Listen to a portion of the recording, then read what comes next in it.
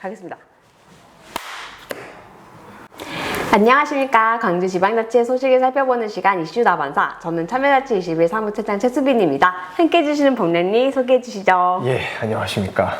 참여자치 21 예산감시위원장 황법량입니다. 네. 우선 저번에 올린 복합 쇼핑몰 무려 엄청난 조회수를 자랑했는데요. 축하드립니다. 어쨌든 이게 많은 관심과 성원 정말 감사드리고요. 그 관심으로 오늘 이어서 이제 오늘은 지난 10월 4일 있었던 기대서 북구의원에 대한 징계 결정에 대해서 이야기해 보도록 하겠습니다. 기대서 북구의원은 자신과 직간접적으로 연관 있는 업체 2곳에 구청의 수의계 10건을 체결할 수 있도록 도운 혐의로 벌금형을 선고받았습니다. 그리고 이에 대해 9월 19일 윤리자문심사위원회에서는 의원직 제명을 공고했는데요. 이 권고를 무시하고 10월 4일 북구의회 윤리특위에서는 출석정지 30일, 공개사과로 징계를 결정했습니다.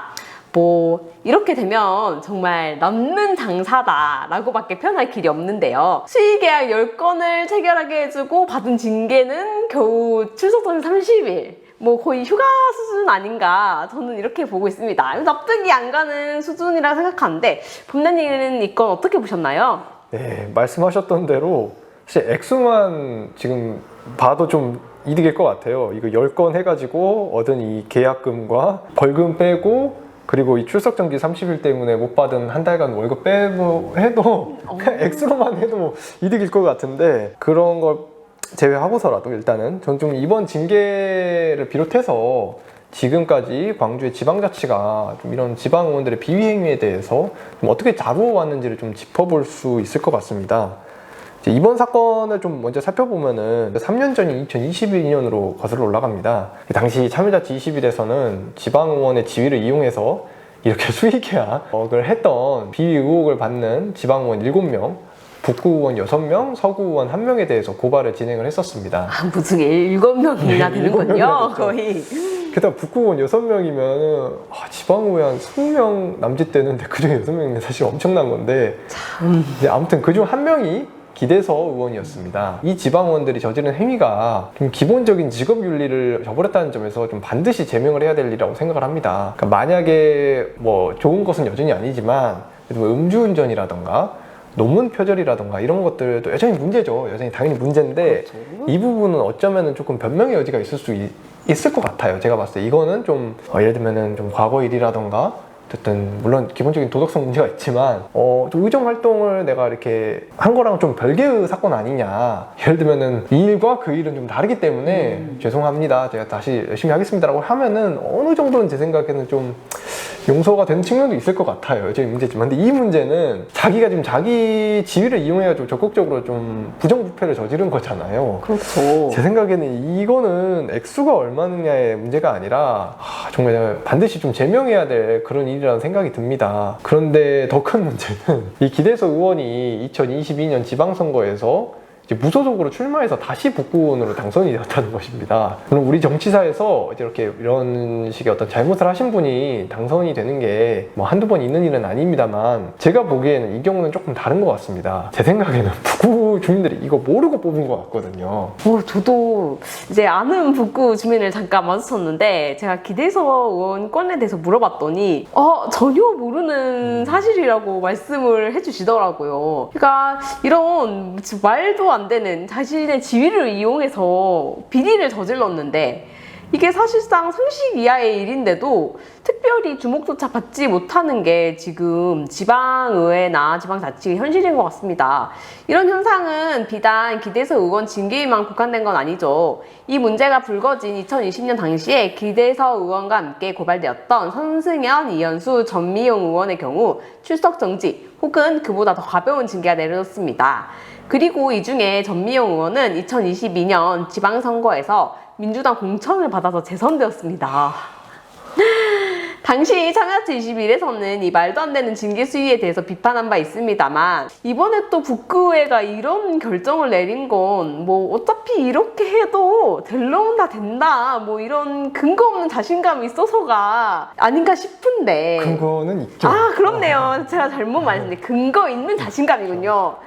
이 밖에도 정말 지난 3년간, 3년 아닌데도 저희가 정말 수없이 많은 문제들을 제기했습니다. 2020년에 한 강상구 의원이 자기 아들의 커피숍에 가라고 종용하고 이걸 이제 의회 직원들이 들어주지 않을 경우에는 엄청나게 폭언을 일삼는 사례가 있었고요.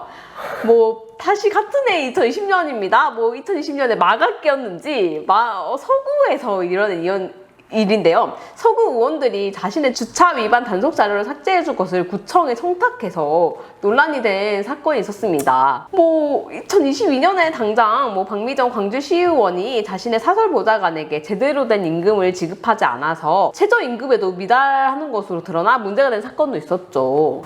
이런 어떤 지방의원들의 이런 문제점들이 제대로 주목조차 받지 못하는 사례가 참 너무 많은데, 말씀하셨다시피 이런 사건들도 많았고 또 현재 진행 중인 사건이 또 있죠. 네, 그렇죠. 이것도 2021년에 국민권익위에서 적발한 좀 인밀한 광주시의원의 사례가 있습니다. 이 경우도 또 비슷한 사례인데요. 자신이 운영하는 업체가 이제 광주시 산하기관과 수의계약을 맺은 사건입니다. 그런데 임밀한 의원도 2022년 지방선거에서 민주당 공천을 받고 또 재선되어서 현재까지 의원직을 유지하고 계시고요. 그런데 이제 임밀한 의원에 대한 징계는 계속 차일피일 미뤄져서 여전히 안개 속인 상황입니다.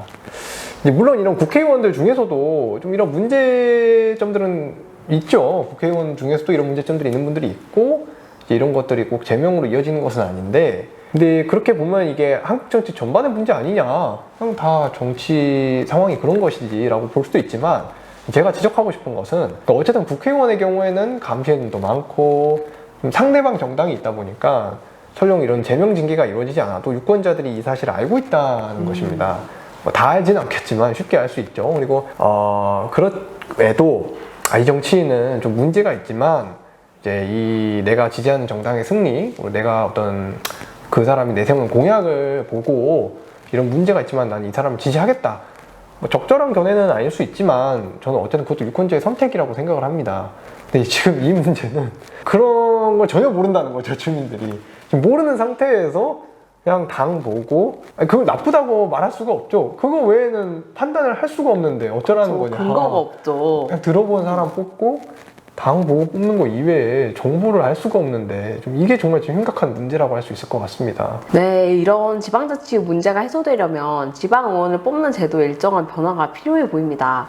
사실 지방선거 때마다 느끼는 거지만 이 많은 후보자들에 대해서 저희가 어떤 판단을 내릴 만한 정보가 충분치 않다는 생각이 들거든요. 결과적으로는 그래서 이제 당을 보고 뽑던가 아니면 한 번이라도 이름을 들어본 사람, 재선? 아니면 3선 이렇게 적혀있는 사람은 사실 더 눈길이 가는 건 맞습니다. 공천이 사실상 그리고 공천이 된 후에는 텃밭이라고 불리니만큼 당선이 거의 확실시 되지 않습니까? 예, 그렇죠. 그러니까 지방선거 때마다 참 무슨 판단을 내리기가 너무 어렵습니다. 나름 후보자들은 이것저것 내세우긴 하는데 과연 이제 우리가 대통령 선거나 국회의원 선거 때는 그때만큼의 어떤 정돈된 정보가 우리에게 주어지는가, 그때는 어쨌든 그때도 여전히 조금 혼란스럽지만 정치 구도를 해설해주는 사람들도 많고 이런 어떤 정돈된 정보들도 많고 이렇기 때문에 어느 정도는 우리가 판단을 내릴 수가 있는데, 지방의회에서 무슨 일이 일어나는가, 그리고 내가 이번에 지방선거에서 출마한 사람들이 어떤 맥락을 가지고 이렇게 정치활동하는 사람인지를 알아보려면은 정말 이건 정말 문턱이 너무 높은 일 같아요. 제대로 된 요약 정보가 없다 보니까 내가 정말 샅샅이 정보를 다 뒤져야 되고, 지방의회 같은 경우에는 내가 모든 회의록을 다 읽어봐야 되는 상황이란 말이죠. 근데 이런 의회 감시 활동이 좀 필요하다고 생각해서 이렇게 시민단체를 통해서 하는 저한테도 이 기초의회 회의록까지 전부 본다는 건 정말 너무 어려운 일이거든요.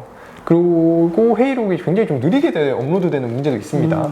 이제 국회 회의록 같은 경우에서는 회의 이후 하루 이틀이면 바로 업로드가 돼서 바로 받아볼 수가 있는데, 광주시의회 같은 경우에서는 빨라도 일주일 정도, 이제 늦으면 한 달이 넘는 경우도 있고요.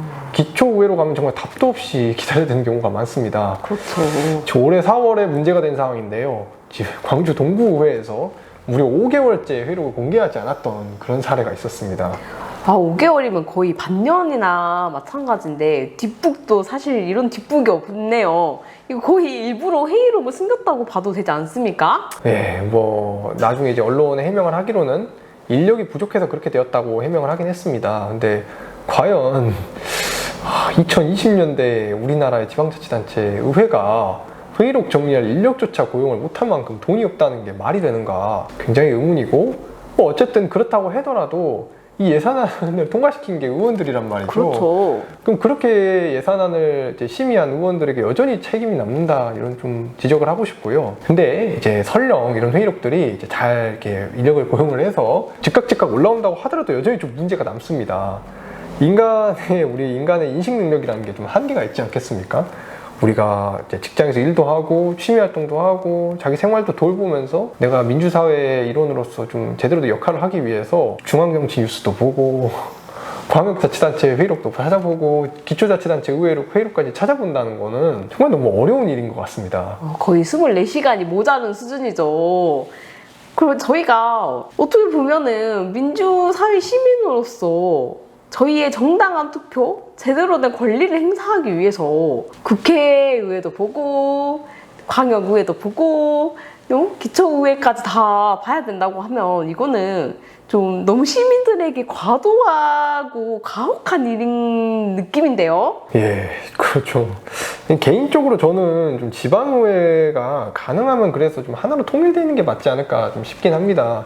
당연히 형식적으로는 우리가 기초자치단체가 있으니까 기초의회가 따로 있는 게 맞을 텐데, 현실적으로 이 현대사회에서 그렇게 지방의회를 2개로나 나눠주면은 이게 현실적으로 우리가 판단을 할 수가 없을 것 같다는 좀 그런 생각이 들거든요. 그 밖에도 좀 지방 의원들을 뽑는 제도도 좀 많이 바뀌었으면 하는데, 근데 이 문제는 이런 어떤 전반적인 제도 개혁에 대한 논의들이 좀 현실적으로 이루어지기 어려운 상황이라는 것입니다. 네, 그렇죠. 좀 많은 세력들이 사실 오래 전부터 좀 좋은 방식의 개선책들을 여러 개 제안을 했는데 사실은 반영이 되지 않았고 당분간도 좀 반영은 좀 어려울 거 보입니다. 그래서 저는 좀 이런 제도 개혁에 대한 논의보다도 이런 지방의회에서 일어나는 일들에 주목하고 구체적으로 어떤 일들이 지금 일어나고 있는지 좀 이렇게 요약해서 알려주는 활동이 좀 중요하지 않을까 생각이 드는데요. 지금 우리가 참여자치21에서 하는 것처럼 이렇게 시민단체에서 요약해서 알려주는 활동뿐만 아니라 최근에 좀 부상하고 있는 여러 IT 기술들을 좀 잘 활용을 하면은 그래도 조금 더 좀 나은 상황을 만들 수 있지 않을까 좀 그런 생각은 하고 있습니다.